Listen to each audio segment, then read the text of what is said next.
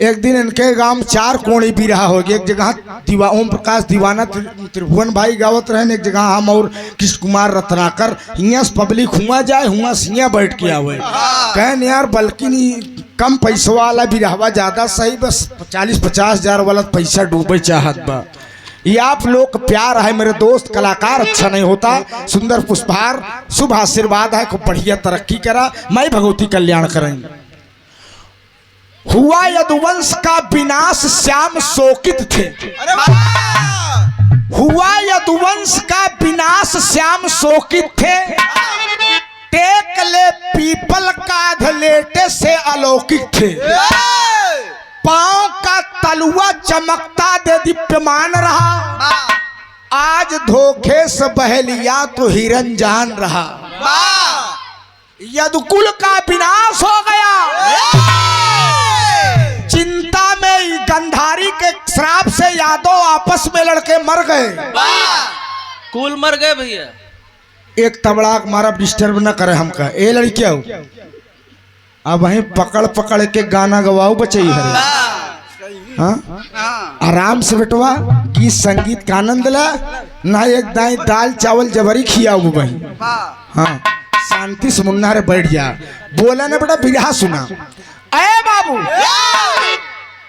कन्हैया भगवान चिंता में मास्टर साहब पीपल के पेड़ के टेक लगाकर अधलेटे, जैसे खड़ा खड़ा मनाई नहीं लेट जाते नहीं। कन्हैया भगवान के पांव का तलुआ बाबू जिसमें मणि ज्योति ने बताया। पहलिया सोचे समोई जानी मृग के आंखी चमक मास्टर साहब खींच कर बाण मार दिया। कन्हैया भगवान कराह उठे, करा उठे। तब वह कन्हैया भगवान कहन कहन तू आज अपन बदला ले रहा। तुम अगले जन्म के बाली हो और मैं अगले समय का राम हूं। और आज कन्हैया के रूप में और पहलिया के रूप में आपका अवतार हुआ है।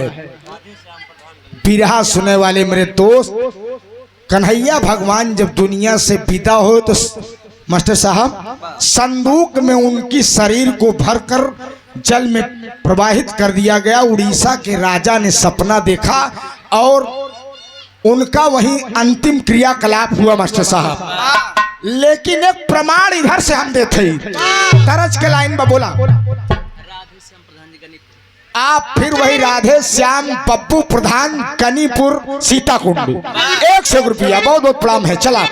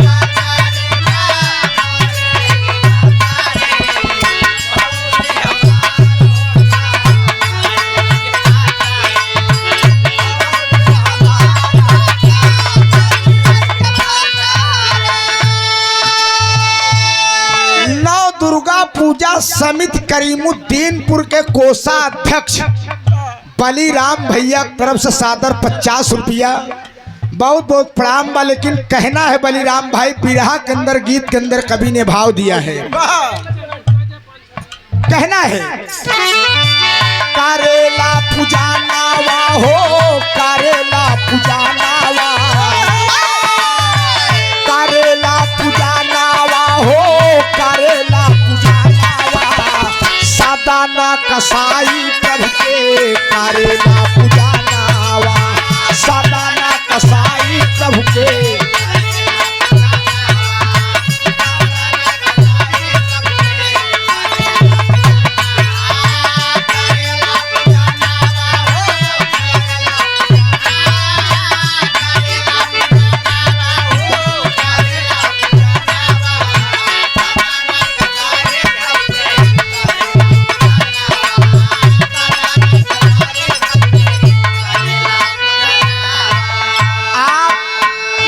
बड़ा ही आशीर्वाद रूपी पुरस्कार आया है कि राकेश भाई आप समाज को शिक्षा व नशा मुक्ति पर एक लोकगीत जरूर प्रस्तुत करेंगे। संजय यादव खोआ व्यापारी कौड़िहार 200 रुपया पुरस्कार। बड़ी बेहतर सोच है मेरे दोस्त, एक रोटी कम खाइए लेकिन अपने बच्चों को शिक्षा जरूर दीजिए।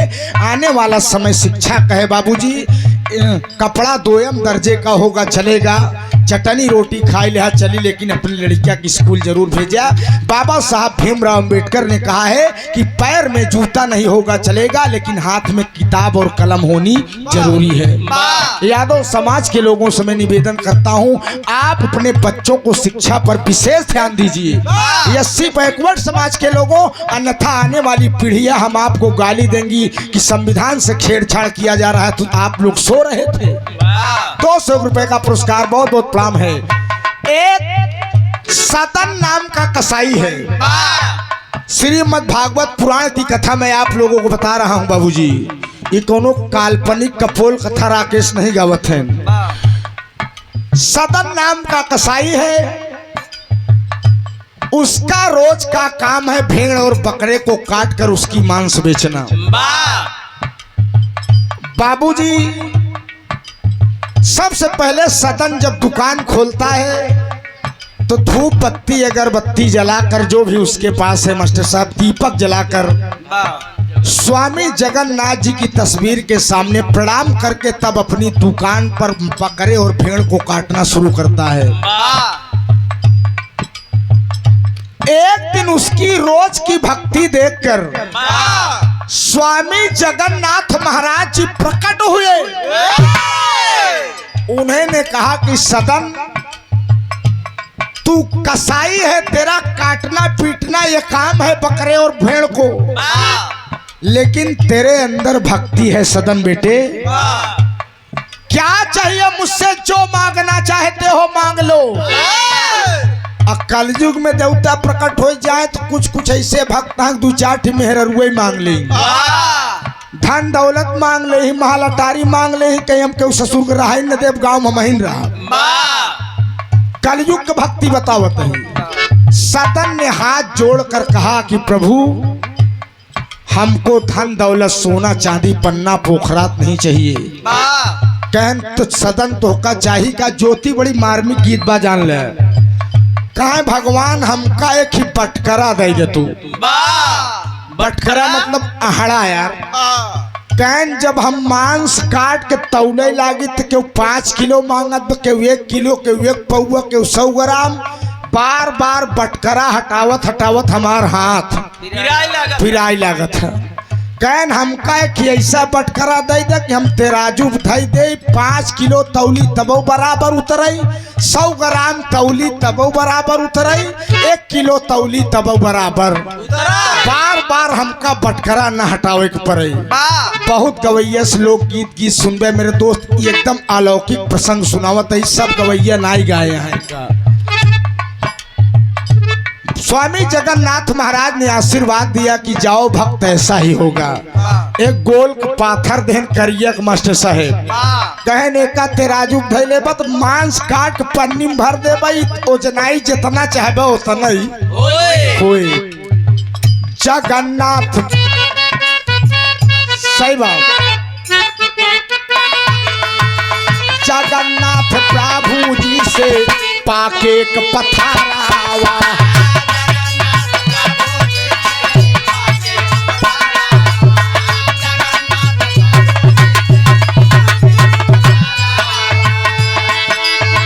बेचेल मांस अच्छा चले रोजगारावा, बेचेल मांस अच्छा।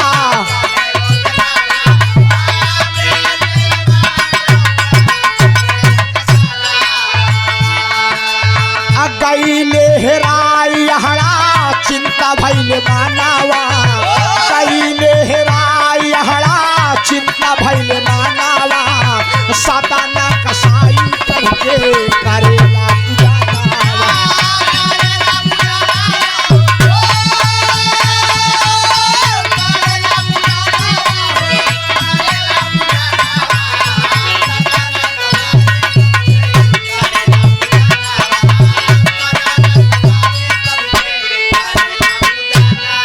सुने वाले मेरे दोस्त, जब क्यों बढ़िया नेक काम करत तो लोगन के नजर ऊपर हो जाता है।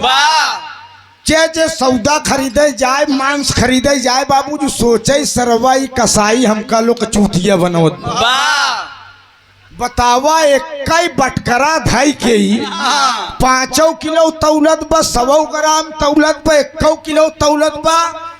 एक चोर को पर नजर पड़ी कि इनकर हम सरऊ बटकरवे झटक दे, देखिए कैसे तौलत है। मेरे दोस्त एक चोर पहुंचा, कहा ए सदन भैया तनी के हमका 2 किलो बकरा का मांस काट के दे।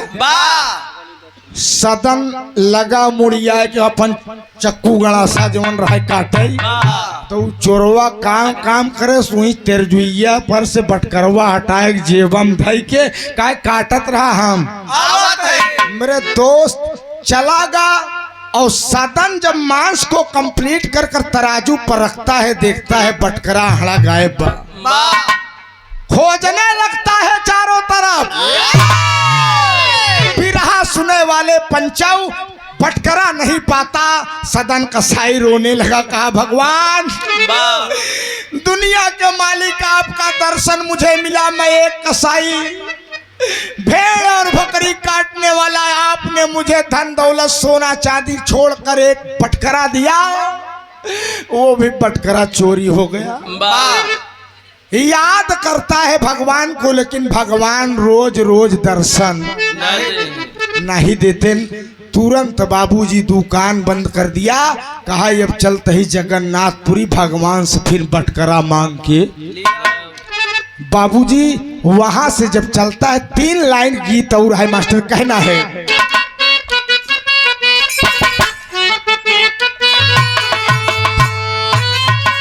अहाराबाद चाली भैले जगन्नाथपुरी,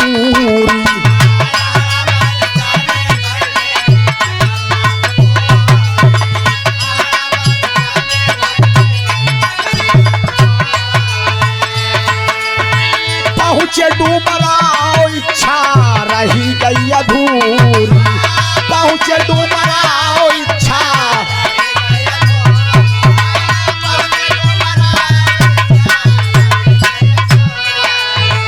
जो स्वामी जगन्नाथ जी की यात्रा करने गए होंगे, रास्ते में एक जिला पड़ता है डुमराव। सदन चल देश बाबूजी जाते जाते डुमराव में जब पहुंचता है तो अंधेरा हो गया। जब अंधेरा हो गया कि मैक ले ए बेटवा हल्ला ना मारा राजा, 5 मिनट और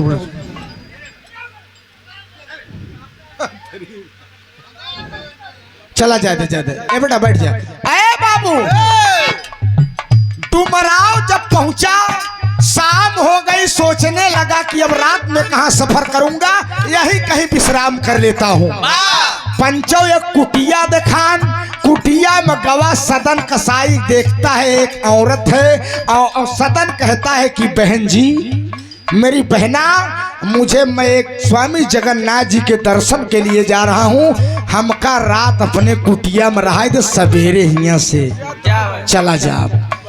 औरत देखे पुष्ट कट्टा हट्टा कट्टा जवान काहे भैया रहिले जवन नमक रोटी हमरे बा तू खा हमहू खाई सवेरे तू हिया से चला जाया पिरहा सुने वाले पंचों नमक रोटी खाए सदन वही गुड्डी मुड्डी मार कोलरियवा कि सबेर हो माई भगवती सबेर करा हम अपने रास्ता चली बाबूजी। लेकिन रात जब 12 बजे के करीब होता है तो उस जिस औरत को बहन से संबोधित कर रहा था उसके ऊपर मास्टर साहब रथी की सवारी आती है, कामातुर हो जाती है। पहुंची सदन के लगी ऐसे गोड़ ओड़ सोहरावे का है भैया।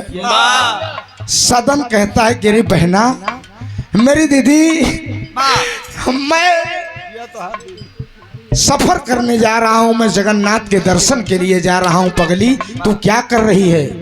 औरतिया का हम जवन करत है हमका करे देना है तुहार मौत कराई दे। सदन सोचे अब बचाबू फंस गए हम। सदन पकड़ लेता है पैर की बहना, भाई बहन का बड़ा अव्वल रिश्ता होता है रे, तू क्या कर रही है? लेकिन मनई के ऊपर जब काम देव सवार हो जाती वो आनहर हो जाती, मेहरारू के ऊपर रती सवार होती तो वो आनहर हो जाती। अशोक भाई जबरन पकड़ने लगी, बहन के रिश्ते कराते झटक दिया भाग जाओ। जब झटक देश बाबूजी तो मेहरारुआ वही हल्ला मचावे लाग, डुमराव वाले जुट के मारे शुरू कर दे सदन की। कहा ये मेरी असमत लूट रहा है, मैं इसको रात भर विश्राम करने के लिए समय दिया था। तब सदन कहा अब हमका भगवान के दर्शन। बाबूजी डुमराव के लोगों ने जुटकर सदन कसाई विचार करन कहने कर सरवा का हाथ पैर काट लई, हाथे पैर से अश्लील हरकत करे बा। बाबूजी वही कटाई लेहन तो होत का है मास्टर। रुक जा,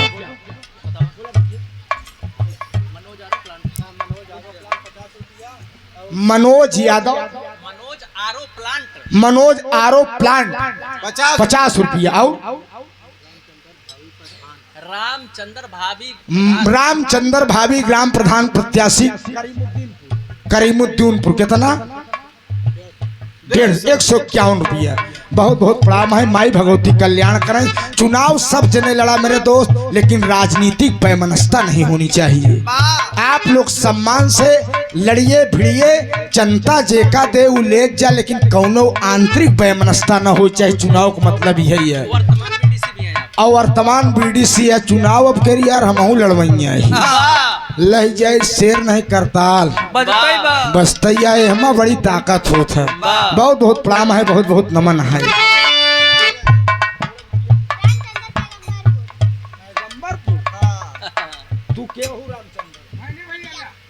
रामचंद्र के पिटिया पैगम्बरपुर जुग जुग जिया बिटिया।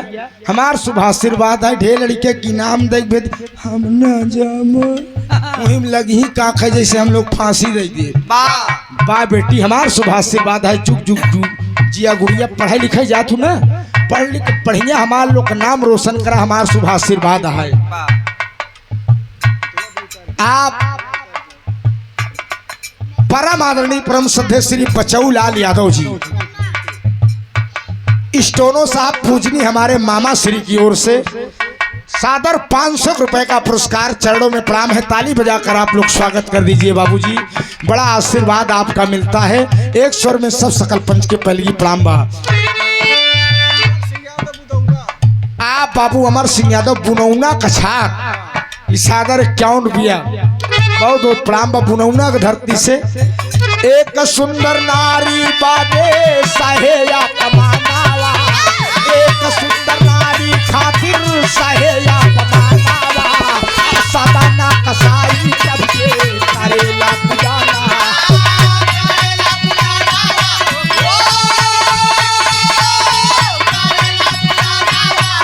जय हो रे बार प्रयागराज इलाहाबाद दिया बेटवा।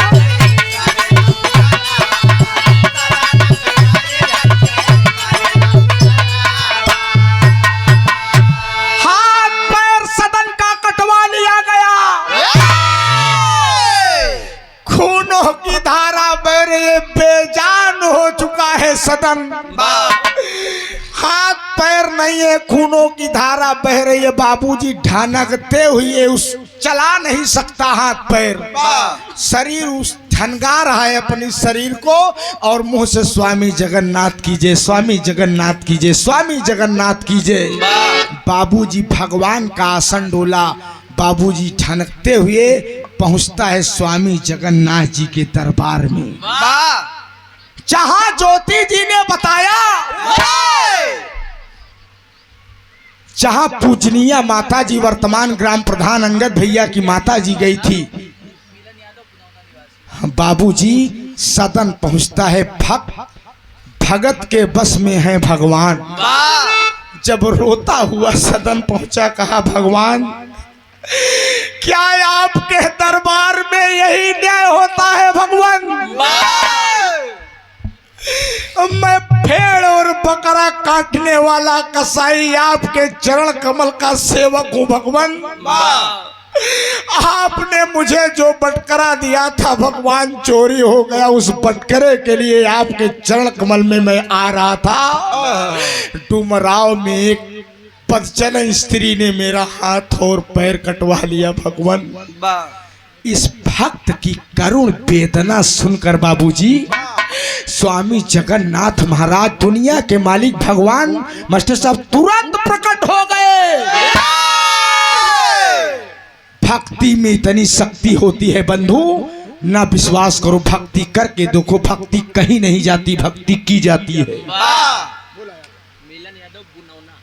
आप बड़का भैया मिलन यादव जी पुनौना की धरती से सादर 100 रुपया बहुत बहुत प्रणाम है। स्वामी जगन्नाथ जी ने प्रकट होकर कहा कि बा मेरे भक्त सदन, क्या चाहिए तुझे? कहा भगवान अब मैं कुछ लेने लायक नहीं हूँ भगवान। हाथ थे पैर थे कट गए प्रभु, पटकरा लेने के लिए आया था। भगवान जगन्नाथ स्वामी ने मुस्कुरा दिया कि पगले तू ऐसा भक्त है कि धन दौलत सोना चांदी की चाह ना करके बटकरा लेने आया है। कहन भगवान आपके चरण कमल का दर्शन पा गए, उस बटकरा ही मेरी सबसे बड़ी रोजी रोटी है और पूंजी है। लेकिन तू धंधा कैसे करेगा, बिजनेस कैसे करेगा सदन? वही स्वामी जगन्नाथ भगवान ने दोनों हाथ और पैर काटकर उस सदन कसाई को दे दिया। इसीलिए हमने कहा बाबूजी कि भक्त के बस में है भगवान। आज जगह होई हुआ चाहे देख ले, फोटो तस्वीर आई होई स्वामी जगन्नाथ जी का आँखी मुंह कान निकुरा पेट सब होई, लेकिन हाथ और पैर कटा कटा कटा। इस श्रीमद् भागवत पुराण की कथा मैं बता रहा हूँ, पढ़ी लिखी हुई कथा है, कोनो कपोल कहानी हम पर जिसका नहीं गावत है। बाबूजी भगवान भक्ति में इतनी ताकत होती है कि भगवान को झुकना पड़ता है बाबूजी। ये भक्ति है, इसलिए आप चाहे 1 मिनट ही 1 सेकंड ही भगवान का नाम लीजिए, सच्चे मन और सच्ची श्रद्धा सच्चे भाव से लीजिए। माता और पिता गुरु की सेवा कर दीजिए, किसी देवी देवता के दरवाजे पर जाने की भी जरूरत नहीं है। अगर माता पिता गुरु की सेवा कर दे, देवी देवता दरबार न जाबे, तब पूरा सवाब पूरा आशीर्वाद आपके मिल जाए। अंतिम और आखिरी बद में बिरहा इधर से चला।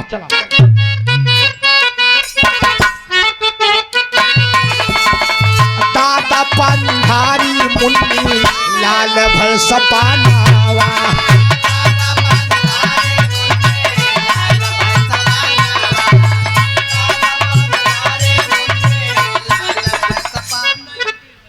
आप हमारे राम कुशल दादा जकरे तेरहीम हम बिरहा गाय रहे मुन्ना एमपी भैया त्रिभुवन हमार बिरहा रहा, बड़ा प्यार मिला सादर। यह घर है ने ढेर बदल गया यार, अंगद बड़ा विकास करा यार तू। गांव हो गवा शहर फलाने, नारी हो गई नहर फलाने, जोड़ा बदला जामा बदला बाबू के पैजामा बदला, पलकई झपत पालकी बदली आज वसीयत नामा बदला, घरे में फुट गया कयू मुहार, घरे में फुट गया कयू मुहार, कितना बदल गया गाँव हमारा, कितना बदल गया दोस्त। बहुत बहुत प्रणाम है।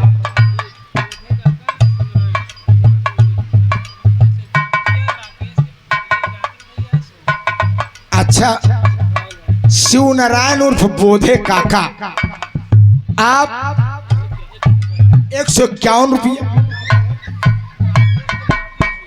राकेश के नातिन भैया है सोहर। चला हम काका बिचवा में गाय दे, बहुत बहुत प्रणाम बा, कसम से कहते गाय दे, वचन पूरा हो जाई।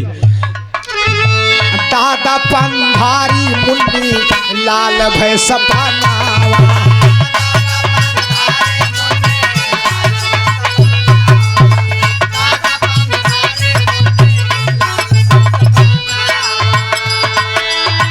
कभी फूल चंदा लाए।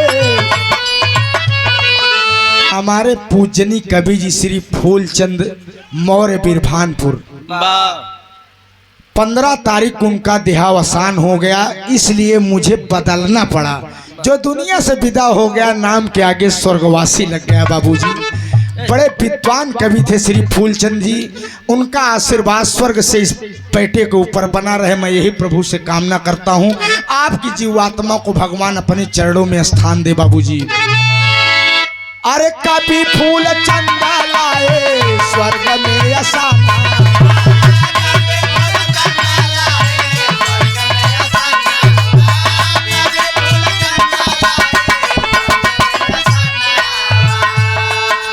अरे गावैला के सयादो, अरे गावैरा के सयादो, अरे सभादारी म्यानावा, अरे गावैरा के सयादो, अरे सभादारी म्यानावा, सदाना कसाई प्रभु के करेला पूजानावा, सदा